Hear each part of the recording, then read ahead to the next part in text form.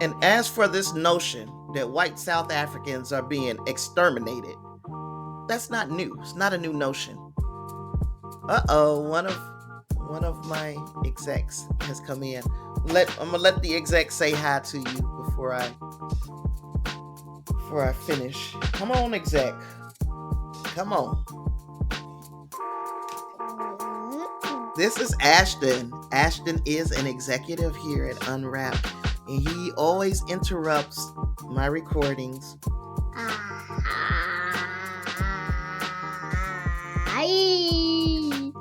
And he introduces himself like this.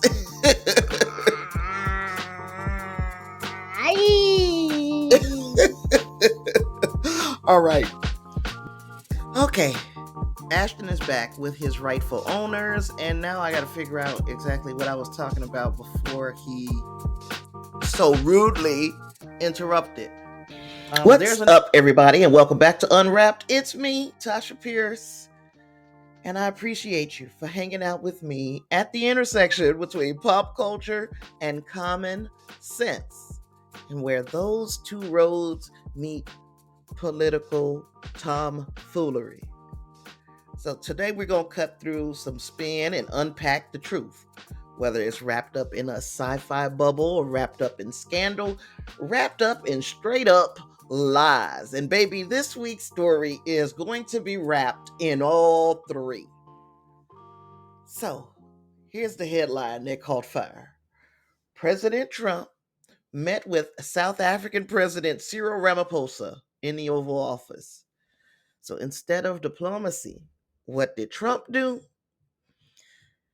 He pulled out his receipts, his old raggedy, yellow, tired ass receipts. And by receipts, I mean a bunch of debunked conspiracy theories claiming that white South Africans are the victims of a genocide. Mm-hmm. You heard me right. A whole effing genocide. Now, if you have never really dived into South Africa's history or only know the name Nelson Mandela, that was one of the most famous names that came out of that era, don't worry, I got you. Today's coverage of apartheid is going to be quick and dirty, but I will come back later on and do a more comprehensive talk on apartheid. Because before we talk about what's happening now, we really need to understand what went down then. Let's get unwrapped. So if you missed this reporting on May 21st, I'm going to need you to come on about that hole that you've been living in, because every major media outlet in the United States was reporting on this Oval Office meeting that was supposed to be like a diplomatic chat. But instead, Trump and his cronies blindsided the president of South Africa, Cyril Ramaphosa, by accusing his government of ignoring a supposed white genocide. Now, if you are unaware of how all of that ties in with Elon Musk and X, check out my last episode that on the podcast feed. Anywho, so Trump even pulled out these news clips and video receipts to make his case. It was dramatic and deeply misleading. Of course, President Ramaphosa pushed back calmly but firmly, saying there is no such thing as white genocide in South Africa.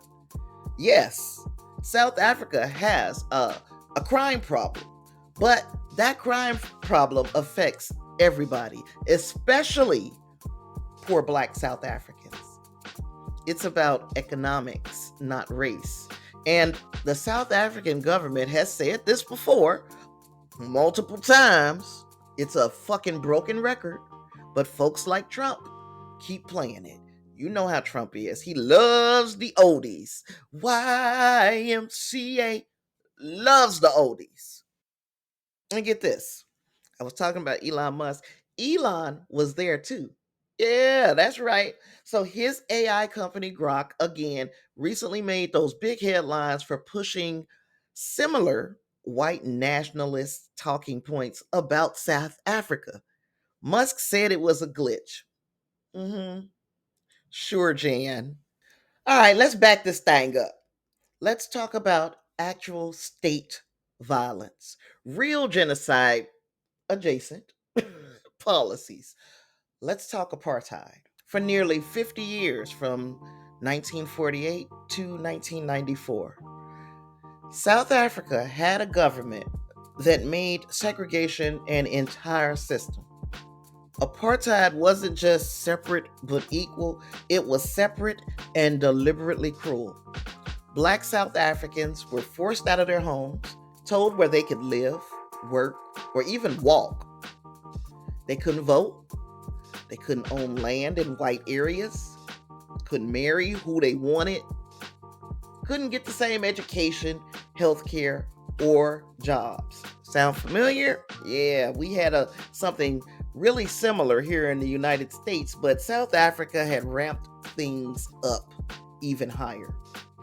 It was racial discrimination built into the law. And when people resisted, peacefully or otherwise, the government responded with bullets, with bans, with imprisonment, and with assassinations. It was state sanctioned terror. And you're telling me now that the descendants of that system are targeting white people for extinction?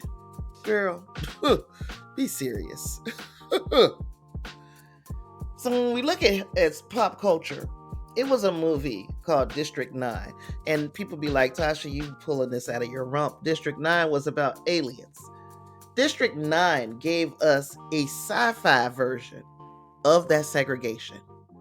Aliens in camps, brutal militarization, zero rights. But the real version, that was just Tuesday in Cape Town under apartheid. All right, so let's fast forward until today. South Africa has been free from apartheid for 30 years. But as long as it took to build apartheid, dismantling a system like that will not occur overnight. This country, South Africa, is still healing. It is still rebuilding. And guess who still holds the wealth and the land? Mostly white South Africans. We're going to take a look at this graph, because this graph represents the population in South Africa. As you can see, South Africa is over 80% black. 7% of the population is white. Now, let's look at this graph. This graph shows us that of the wealth in South Africa, 80 some percent is held by white people, and the other 20% is held by everybody else. Does that sound fair? To this day, the black majority is climbing out of a hole that was dug for them generations ago. Crime is high, yes, but not because people are targeting white farmers. It's because poverty, inequality, and a shredded social safety net create a perfect storm. What the fuck do you think is going to happen here if we lose our social safety net? If they continue to call the hiring of black people and people of color DEI, if they are continuing to take away from the lowest of the low only to give to the highest of the high, the crime rate is going to be astronomical. And then it's also like saying, hey, Barack Obama became president, so racism is fixed. Yay. That's not justice. That's just PR. And that is what we are seeing happen in South Africa. They're saying, hey, y'all got Nelson Mandela as president. Apartheid is fixed. Yay. It's not. It's just good PR. And as for this notion that white South Africans are being exterminated, That's not new. It's not a new notion. Uh-oh, one of my execs has come in. I'm gonna let the exec say hi to you before I finish. Come on, exec. Come on. This is Ashton. Ashton is an executive here at Unwrapped, and he always interrupts my recordings.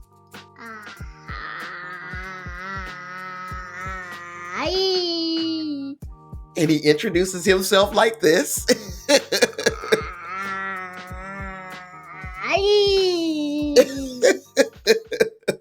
All right. We're going to get. All right, y'all. Before we keep it moving, let me take a second to show some love and handle a little bit of business. So if you're feeling what I'm doing over here on Unwrapped, from our occasional pop culture deep dive to real talk about what's going on in this world, make sure you subscribe so you never miss a drop. Want to take it a step further? You can support the show by becoming a patron over on patreon.com/Tasha Pierce. That's how I keep this thing independent and authentic. Plus, every dollar helps keep the mic hot, the research deep, and the content consistent. A huge shout out to my current patrons. You already know. I see you. I appreciate you. Thank you for riding with me. And if you want to keep the conversation going or drop a tip, a question, a story idea, you can always hit me up at tashaIsUnwrapped@proton.me. Also, come find me on Blue Sky. I'm at Tasha is Unwrapped over there as well. That's where I post updates, thoughts, and random nerdy-ish between episodes. All right, commercial over. Let's get back to it.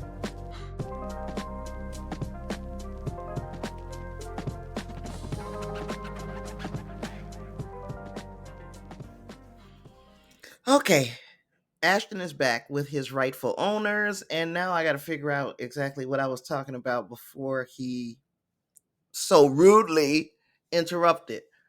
There's a narrative. There's a narrative that white South Africans are being exterminated, and this narrative is not new. It's been floating around in the far right circles for literal years, but now it's back at the White House again. Remember, Trump pushed this idea back in 2018 when he was president the first time. So why has it come back? That's a good question. What do I think? I think it is simply propaganda. It is simply fear mongering. It's flipping the script to make the oppressor look like the victim. It's as crazy as this is going to sound.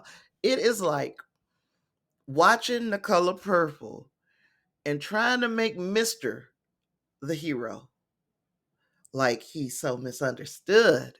He had ulterior motives that were so pure and beneficial. Like, no.